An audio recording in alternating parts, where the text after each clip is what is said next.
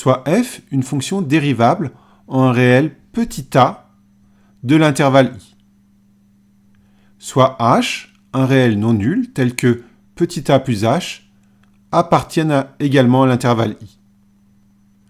On va considérer, comme dans les vidéos précédentes, deux points A et M de la courbe CF d'abscisse respective petit a et petit a plus h, et on va s'intéresser à la droite AM qui passe par le point A et qu'on appelle droite sécante de la courbe CF.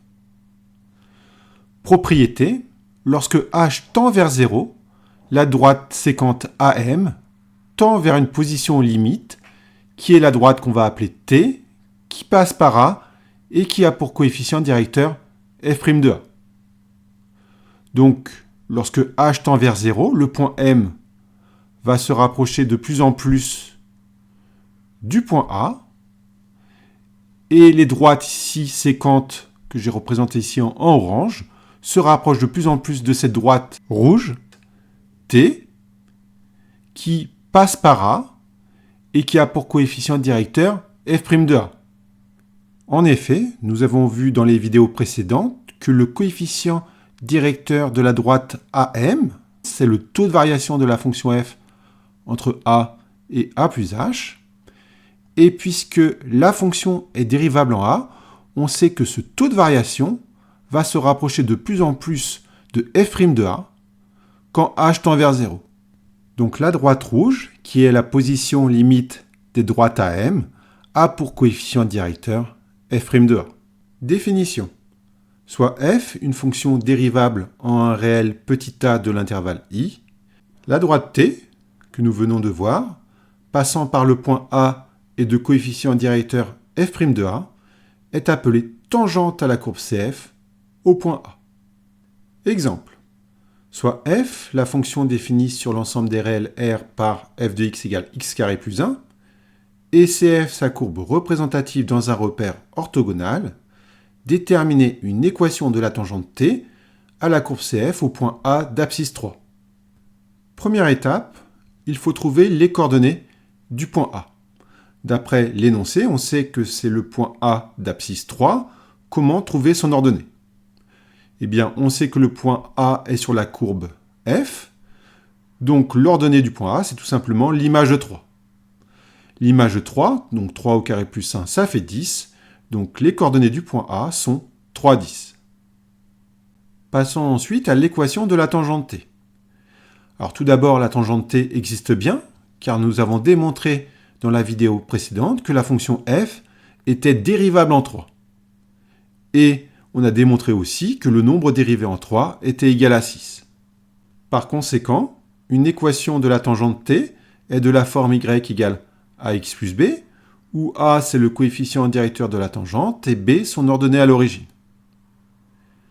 Or, f' de 3 c'est le coefficient directeur de la tangente, donc on peut remplacer celui-ci par 6. Il nous reste maintenant à trouver l'ordonnée à l'origine b. Pour cela, on va utiliser le seul point qu'on connaît de cette tangente t, c'est le point A. On sait que le point A appartient à la tangente t, donc les coordonnées du point A vérifient l'équation de cette tangente. Donc on va remplacer le x par l'abscisse du point A, c'est-à-dire 3, et on va remplacer le y par l'ordonnée du point A, c'est-à-dire 10. On obtient cette petite équation qu'il faut résoudre. On la simplifie, ça nous donne 10 égale 18 plus b. Et pour trouver b, on fait moins 18 de chaque côté de l'égalité et on obtient b égale moins 8. Conclusion, une équation de la tangente t, c'est y égale 6x moins 8.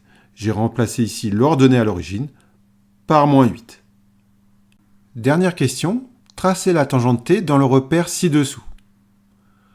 Alors, la tangente t, c'est la tangente à la courbe CF au point A d'abscisse 3. Donc, première étape, on place le point A de la courbe CF qui a pour abscisse 3. Ensuite, pour trouver un deuxième point de cette tangente t, on prend une calculatrice. On rentre sur celle-ci la formule 6x moins 8, car l'équation de la tangente t, c'est y égale 6x moins 8. Et dans le tableau de valeur de la calculatrice, on essaye de trouver un point facile à placer. Ici, vu l'échelle que j'ai choisie, je vais placer le point de coordonnées 8, 40. Donc d'après ma calculatrice, le point de coordonnées 8, 40, c'est un deuxième point de la tangente T. On prend sa règle et on trace la tangente T. Celle-ci semble bien épouser la courbe au voisinage du point A. Quand on zoome sur le point A, la courbe bleue semble être très proche de la droite rouge.